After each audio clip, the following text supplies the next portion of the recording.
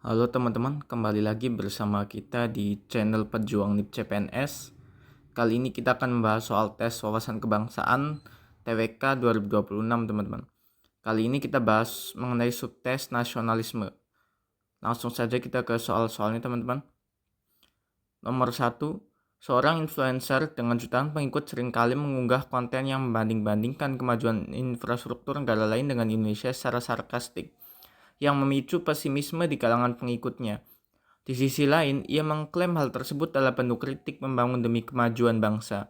Ditinjau dari aspek nasionalisme sebagai wujud cinta tanah air, sikap yang paling tepat untuk merespon hal ini adalah A. Mendukung penuh karena kritik adalah bagian dari demokrasi dan hak asasi setiap warga negara.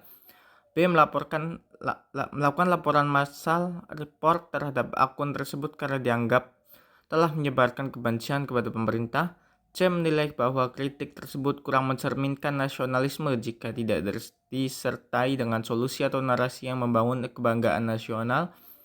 D. Mengabaikan konten tersebut karena nasionalisme adalah urusan privasi masing-masing individu. Atau E. Membuat konten tandingan yang hanya menunjukkan keberhasilan pemerintah tanpa celah sedikit pun.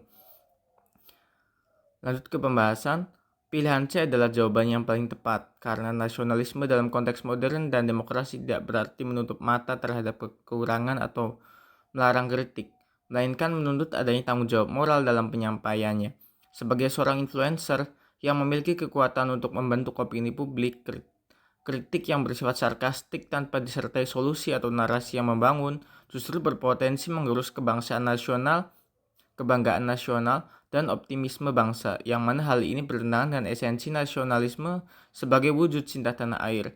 Sikap nasionalis yang dewasa adalah mampu membedakan antara hak berpendapat dengan kewajiban menjaga martabat bangsa, sehingga kritik seharusnya menjadi instrumen evaluasi yang konstruktif untuk kemajuan bersama, bukan sekedar komoditas konten yang memicu pesimisme kolektif. Jadi jawabannya yang C, teman-teman.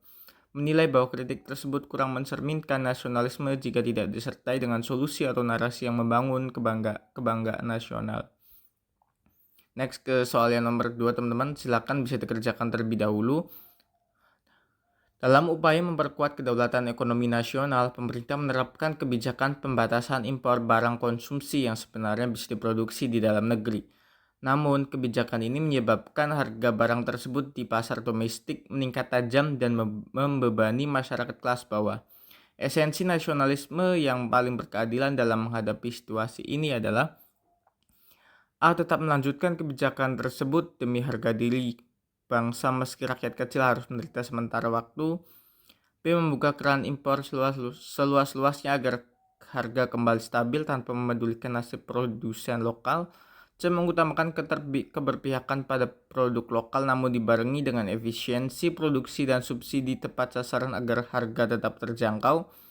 D. Menyerahkan sepenuhnya pada mekanisme pasar global sesuai dengan prinsip perdagangan bebas internasional. Atau E. Menuntut pengusaha lokal untuk menurunkan harga setara dengan harga barang impor tanpa bantuan pemerintah.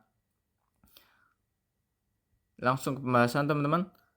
Jawaban yang tepat adalah C. Mencerminkan keseimbangan antara kedaulatan ekonomi dan kedaulatan sosial, yang mana merupakan inti dari nasionalisme Indonesia berdasarkan Pancasila.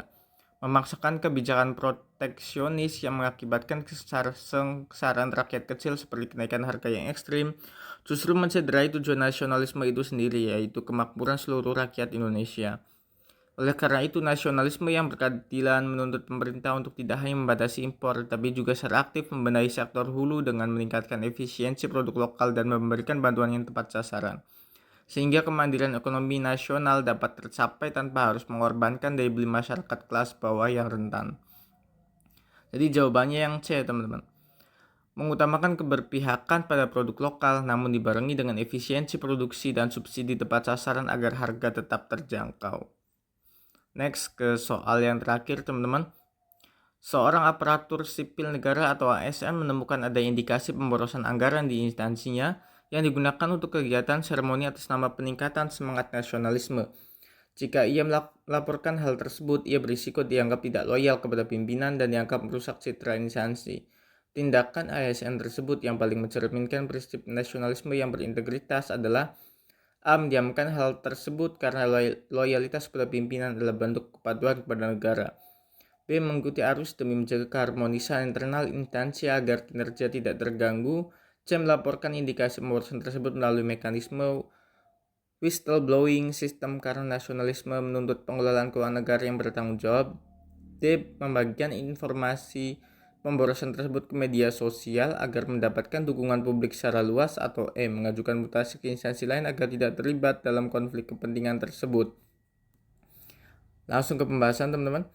Pilihan C adalah tindakan yang paling benar karena integritas adalah pilar utama dari nasionalisme seorang aparatur negara. Loyalitas seorang ASN sejatinya tidak ditujukan kepada personal pimpinan atau citra semu instansi, melainkan kepada negara, hukum, dan kepentingan publik. Praktik penghamburan anggaran dengan dalih kegiatan nasionalisme justru merupakan pengkhianatan terhadap nilai nasionalisme itu sendiri, karena nasionalisme yang sejati menuntut pengelolaan sumber daya negara secara efektif, jujur, dan efisien demi kesejahteraan umum. Melalui whistleblowing sistem, seorang ASN menjalankan peran nasionalisnya untuk menjaga marwah negara dari praktik koruptif dan pemborosan yang merupakan ancaman nyata bagi kedaulatan dan keberlangsungan bangsa di masa depan. Jadi jawabannya yang C, teman-teman.